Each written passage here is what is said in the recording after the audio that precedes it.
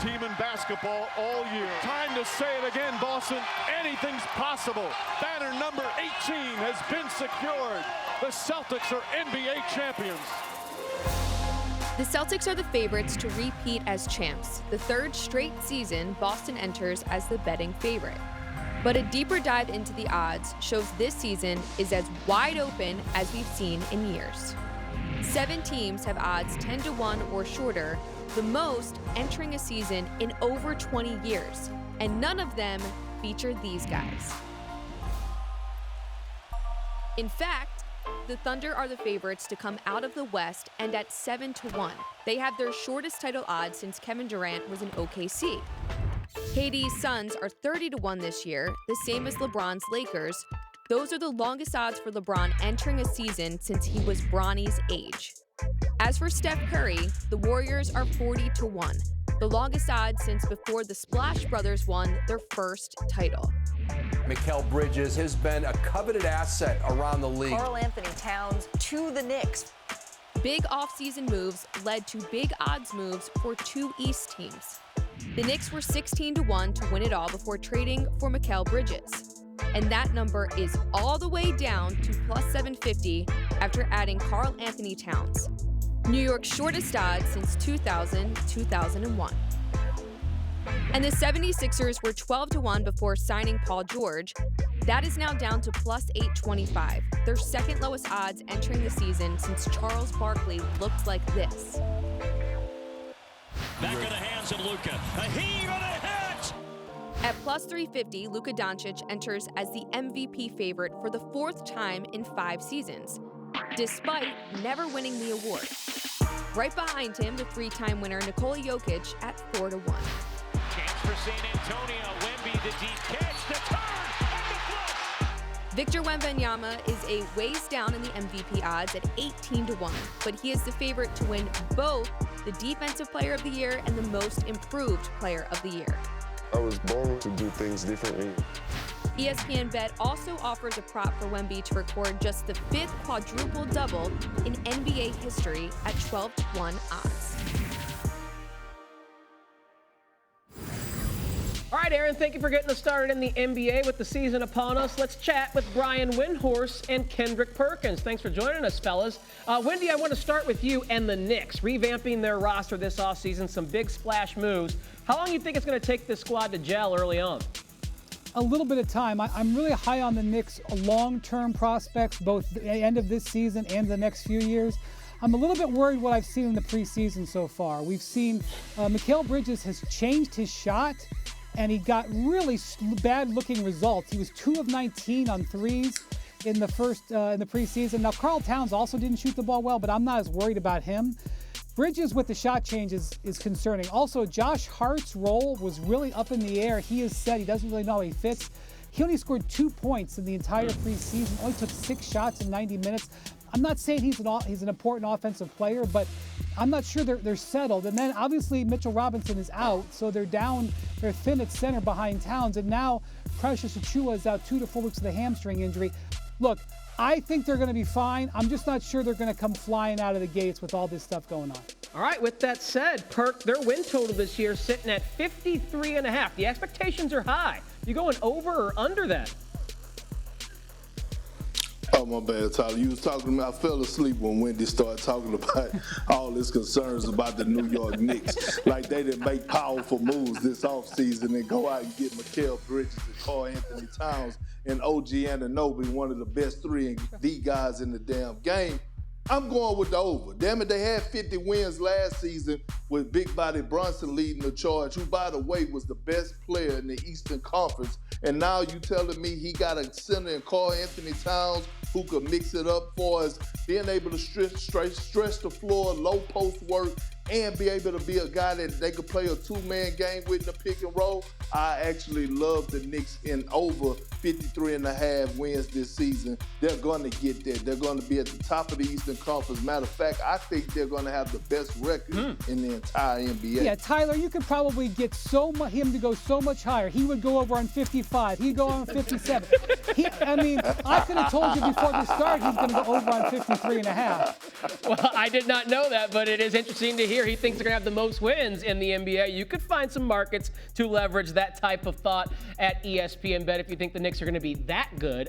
Someone we already know is good, Wendy, is Wemby. And San Antonio added CP3 next to Victor Wembanyama in his second year. Brian, what kind of leap do you think the Spurs can make this season? So this is one of the most interesting lines on the whole board for me with this number. And there's been a lot of discussion on my podcast. There's even some betting on my podcast between my co-hosts, Tim Bontemps and Tim McMahon, on this number. The Spurs won 22 games last year, but I think it was sort of a phony 22 games. In the second half of the season, they were so much better than that. And there were so many games at the end of the year where they were right there at the end and couldn't finish. And now they get one of the greatest fourth quarter point guard players that we've seen in the last 2 decades. I am really, really bullish on them. I would almost guarantee this going over, but my concern is Wembanyama's health. And that's one of the things you have to play into this. Also, how many games are they going to let him play? I'm sure he's going to want to go over 65, but they're going to protect him on back-to-backs, the same with Chris Paul. I think they're absolutely a 36-win level team.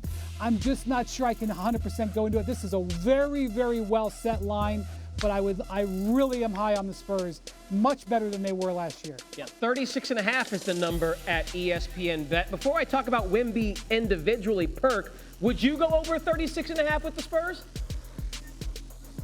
I would, and I am. One thing about Victor Wembanyama, he's already a guy to me that seems like he wants to win basketball games. And it's not just because he's going to perform on the floor. We know he's going to do that. But it's his post-game interviews. It's his interviews talking about how he wants to win. And then you add one of the greatest point guards to ever play the game and a mentor to Victor. I think the Spurs are going to be a winning culture. They're already a winning culture, but they're going to take a leap this season. They're going to have more wins, double the amount of wins than what they had last season. All right, Perk, Wemby is, as Aaron told us in the essay, favored in the most improved and defensive player of the year market. Do you like that bet in either of those markets? I'm going to stick to what I know best. A guy that played great defense throughout his career. I know a great defender when I see one, and damn it, that's Victor Wembanyama. He led the league in shot blocks last season. One could make a case, make an argument that he should have won Defensive Player of the Year last year. Look, what he's able to do, not just protecting the paint, but his ability to close out and block shots and alter shots. The Spurs, with Wemby on the floor, they like without Wemby on the floor, they were one of the worst teams defensively. On the floor, they was a top 10 team defensively in the league. I got them picked to win Defensive Player of the Year this year. Guys, we can't talk about the Lakers enough around here. Old pal J.J. Redick is in his first season on the bench there with LeBron and AD. Brian, how does J.J. Redick plan to bring this team back to contender status in the West? So he's really tried to get some more out of some of his guards. He's really tried to cultivate his relationship with D'Angelo Russell. He's their swing player. I know there's a lot of talk about Anthony Davis and LeBron James. When D'Angelo Russell plays well, which means shoots the ball well, the Lakers almost always win. He has really tried to build up his confidence in the early season, especially after he wasn't sure he was going to stay with the Lakers. And also with Austin Reeves. He's got big plans for Austin Reeves on both sides of the ball. How he can get production from those guards is really important because their challenge is to be able to defend better on the perimeter, especially with Jared Vanderbilt continuing to recover from injuries. I know there's a lot of excitement about Dalton Knecht, their draft pick, but I don't think he's going to help them on the defensive end. Last year, they struggled being able to stop penetration on the ball. We'll see if they're able to improve on that. They are a very good team. They're just in a very difficult conference. Yeah, and that's what makes maybe a difficult path to qualify for the postseason. ESPN Bet has it as a coin flip, Perk, for them to make or miss the playoffs. It's a minus 115 market both ways. So which side would you fall on? Is LA a playoff team or not this year?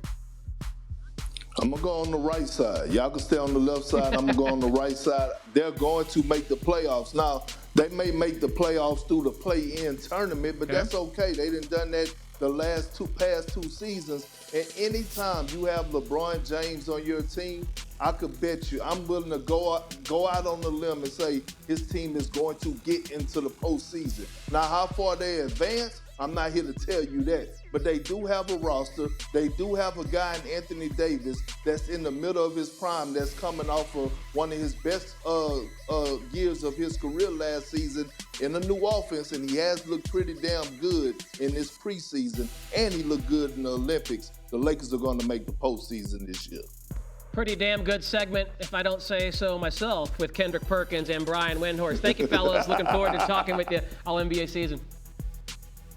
Let's get it. All right, let's bring it back to the desk here. Stanford Steve in the house on this Monday. Hold on. Aaron and Joe.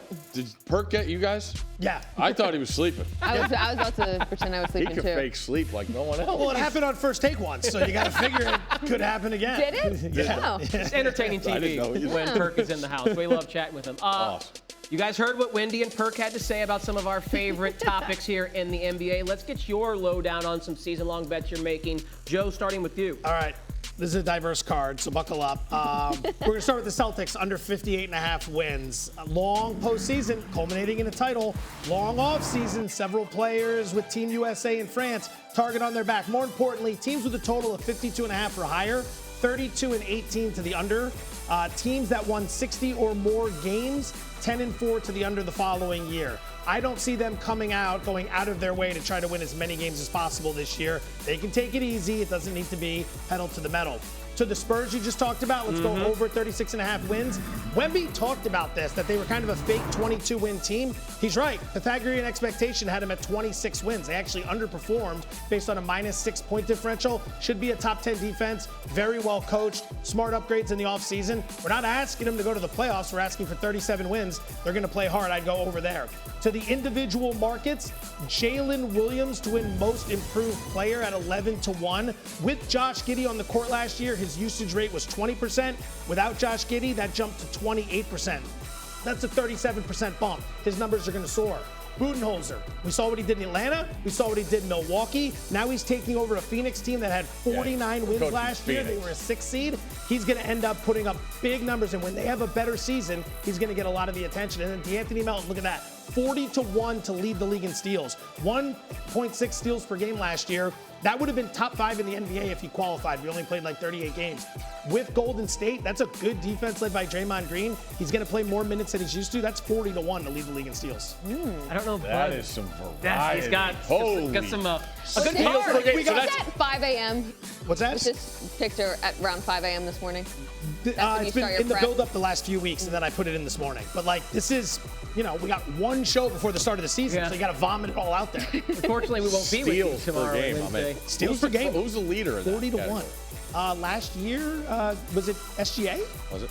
Sounds right. The leader was at 2.1, I believe. So I think we can look that up. That sounds right. And Budenholzer coaching the Suns with KD, Beal, and Booker, not the Milwaukee Bucks. Aaron, I hear you're staying in the East with your first bet. Yeah, no surprise looking at the Sixers. Joel Embiid, average points per game. We're going to go under 31.5. So we've spent 8 years so far in the NBA. He's hit over this mark in 2 seasons. That includes the last 2. We've seen him average 35 points per game last year in just 39 games played. But I feel like at some point, we know that this guy is just not able to stay healthy. And it's like, how many more seasons do we really have that we're going to process to this extent? It's at 31.5. Not sure he's going to be able to get there. So I'll go under on that one. And then also looking at Wemby, average rebounds per game, we'll go over 11.5. In his rookie campaign, he averaged 10.6 rebounds per game. Yeah. That ranks 9th in the league, all while playing 71 games. I know Wendy talked about Wemby's health and how that could be somewhat of a concern. But I think now that you have Chris Paul on that team as well, he's just going to get better and better. I don't think we're going to see a sophomore slump by any means, so we'll go average rebounds per game over 11.5. That's really interesting because both those guys, I'm fascinated by how many games they play. If Embiid's not playing the back-to-backs and he's going to limit the amount of games played, what's he need? He needs 58 to qualify for the stats category. So if he can get to 58, he qualifies. If he's having more rest, maybe he has more success per game. But the injuries are definitely on your side because if he's taking a huge chunk off to begin with, any injury that derails him for a couple weeks, he's going to be under the total amount of games played. So if he doesn't play 58.5 games, it's an automatic loss? For the stats categories, you need to play 58 games. For the awards, 65. Okay. Okay. The awards and the all-NBA. 58.5 back. He does. to It's get to automatic 67. loss. If he plays 57 games, he won't qualify. That's a lot. Good information. Yes. Yeah. Got it. Good information. I am going to be a huge Oklahoma City Thunder fan this year. All right. Oh. I think they're legit. I think they were looking at 60, 65 wins. Now, I just need them to get to 58, which they did last year. But this team is ready to dominate the West, and we know how loaded the West is. Shai Gilgeous-Alexander, second in the MVP market. Wouldn't mind that either. I'll buy into the Dalton Connect stuff. I think J.J. Redick's going to get him some run. He plays in a market where he's going to be talked about a lot, and he's going to play in a lot of games. And if he's the sixth man coming off the bench and gives you 14 or 15, getting open looks all day from LeBron, yeah, I'll take that. And Alperen Şengün finished third in most improved last year. He's 100-1 this year for a Rockets team that I don't know if people noticed last year, but was really good, winning 40-plus games. I'm not going to say he's Nikola Jokic, but his game looks like Nikola Jokic. Okay. His game with the way he passes, he could be a 20, 10, and 5 guy very easily.